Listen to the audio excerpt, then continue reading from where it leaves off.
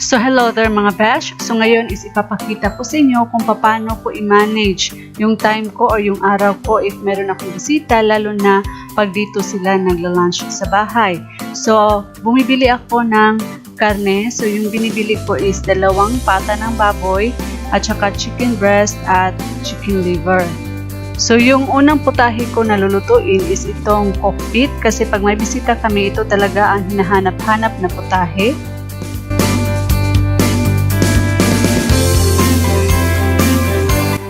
So as always, Sprite yung ginagamit ko na pampalambot ng karne.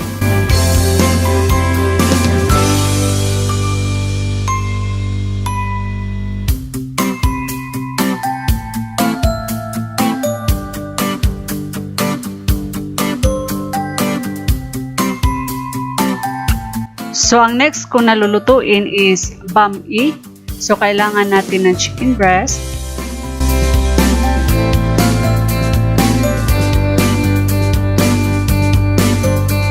So, pakukuluan lang natin siya ng mga 20 to 25 minutes or hanggang sa maluto. So, timplahan natin ng asin at saka konting bitsin. And ngayon is i-prepare natin yung atay ng manok. So if wala kayong atay ng manok, pwede kayong gumagamit ng liver spread.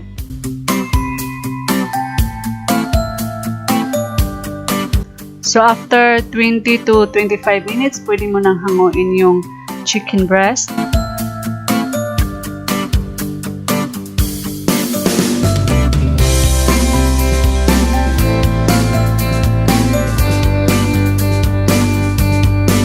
So next is yung atay ng manok. Lulutuin natin ng mga 10 to 15 minutes.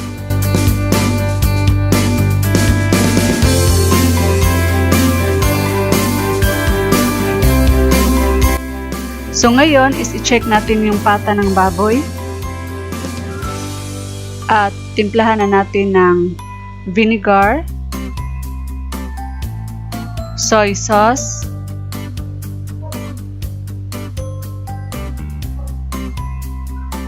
pamintang dahon at saka buto, at lagyan niyo na rin ng garlic. So ngayon is dito na naman tayo sa ating macaroni salad. So first is lulutuin muna natin yung ating pasta.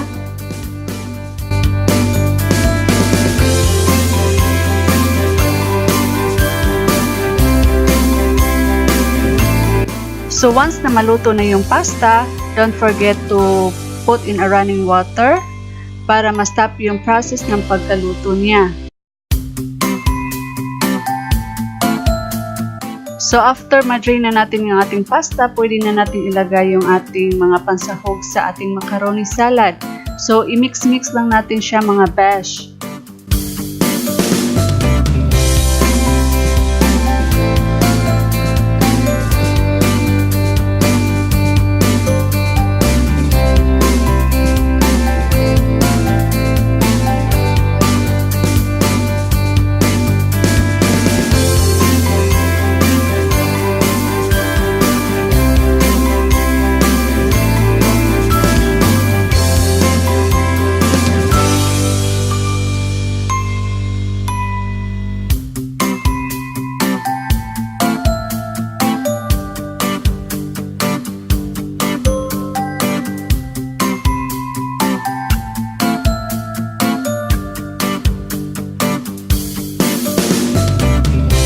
So last but not the least is itong raisins at saka yung cheddar cheese.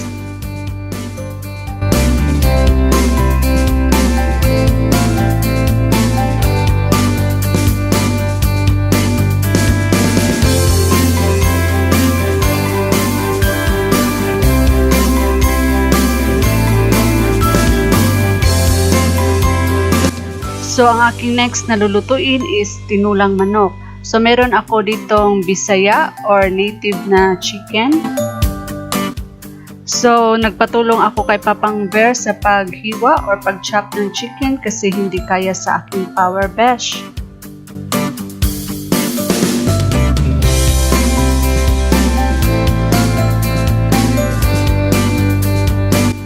So ayan, thank you Papang Bel.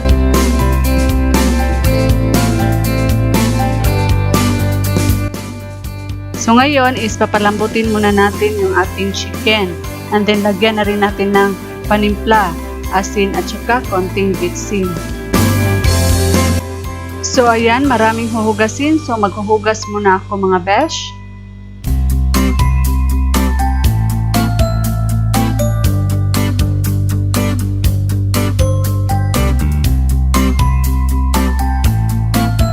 And tadan! Malinis na!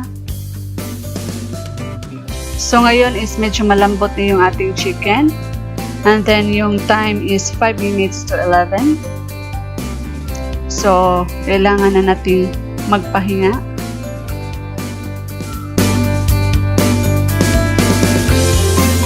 So good morning mga besh!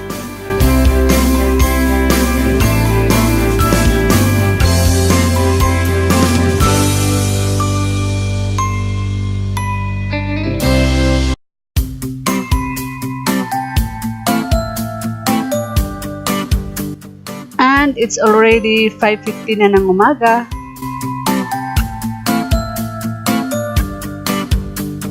So ngayon is magsasaing muna ako para sa aming agahan at saka baon ni Ken.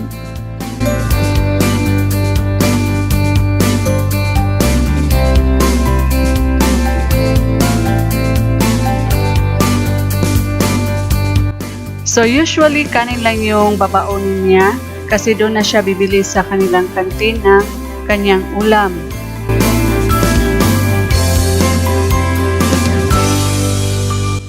So ngayon is we are on our way sa school ni Kent.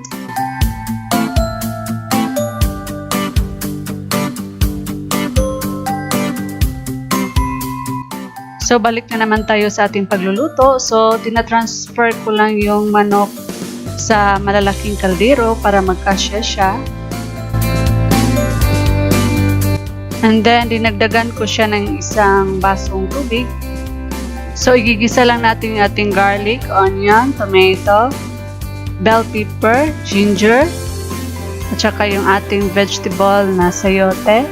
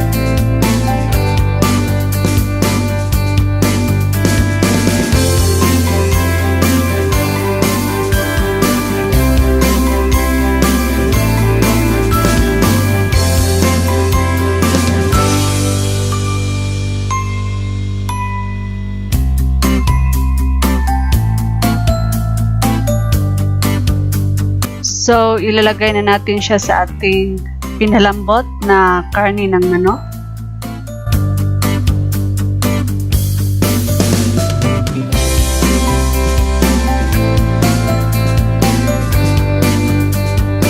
So, timplahan nyo na rin according to your taste.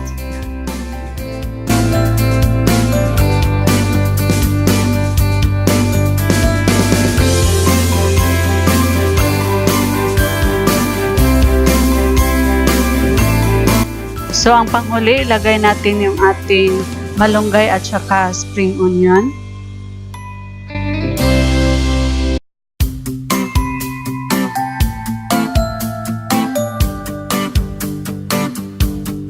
So, i-off lang ating kalan at saka takpan. Ngayon naman is magluluto or magsasaing ako para sa aming tanghalian.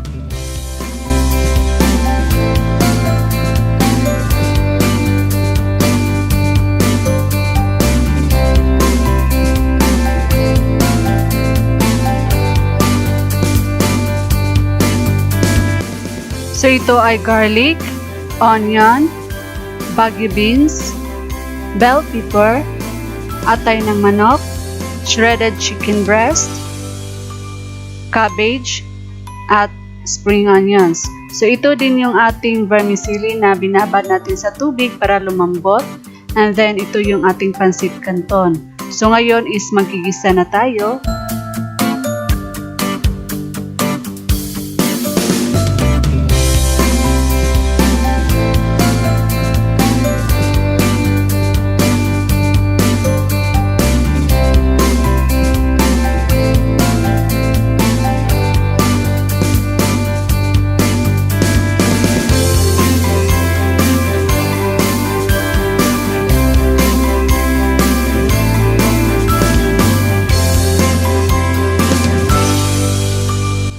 So, igisa na rin natin yung ating chicken breast at saka yung atay ng manok.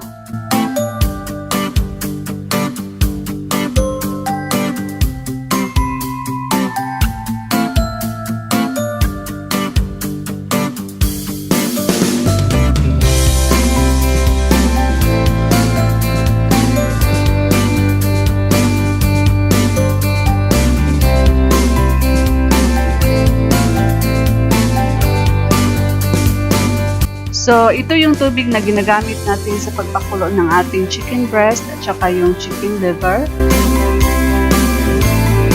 So, idagdag na rin natin yung mga panimpla ng pancit canton.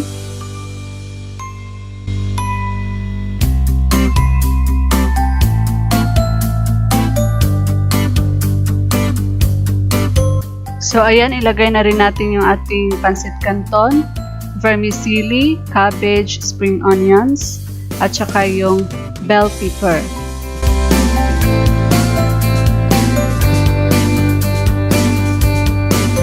So, haluin mo lang siya at yung ating pancit canton is ready na.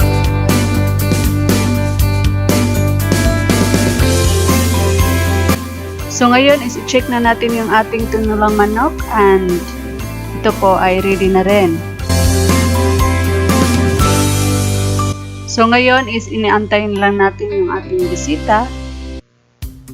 At yung table natin is ready na rin. So, andito na po yung ating bisita, yung tita ko, yung pinsan ko, at saka yung asawa niya. At saka si Bibi Jael. Hi, Bibi Jael!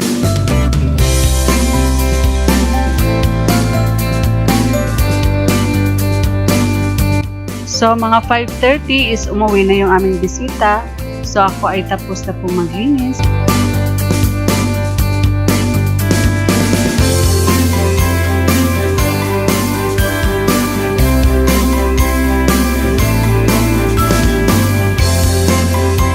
So, yun lang po at ako ay magpapahinga na. So, see you till next time. Bye-bye!